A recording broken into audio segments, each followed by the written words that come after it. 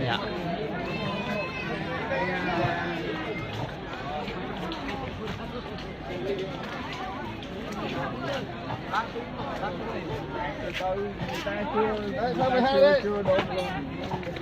Rồi số 1 đi dòng đây.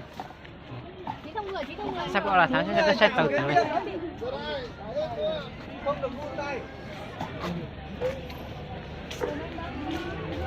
Cái sang tay thì ta lại có tự ký người mua à? Chính đâu à? 1, 2, 3, 4.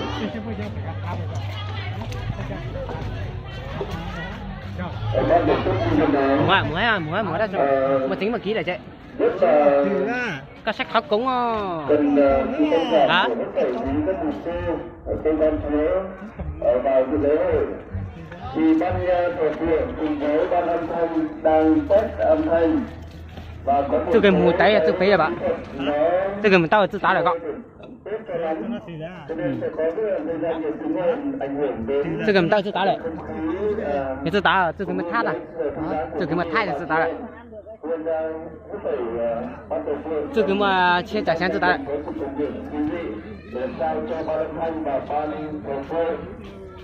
Ánh sáng cũng như bên kỹ thuật điện làm sao mọi thứ trong khi chuẩn bị hoàn tất tốt nhất cho buổi chiều ngày hôm nay. Xin cảm ơn.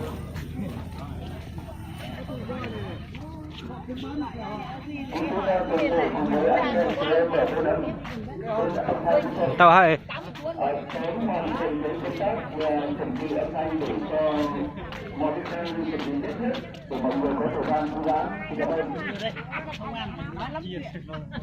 Kiệt tỷ là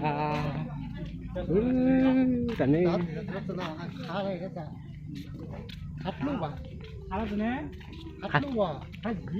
chắc hay dịch luôn bò, em có hay thì sao bò? Hay dịch luôn à? Tôi kiếm phải tao tính tài cho rồi ha.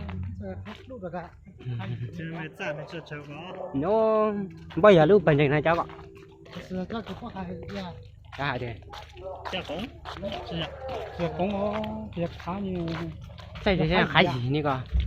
Chắc cũng sát rồi nó bỏ hả? Hãy chờ sát ra là cái này thế.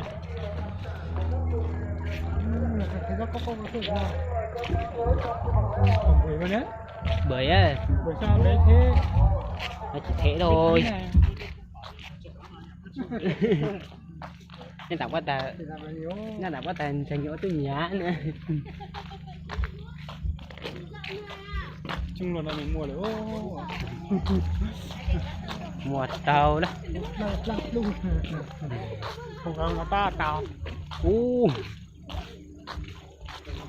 Cái đó là phải cái này làm việc cho nó.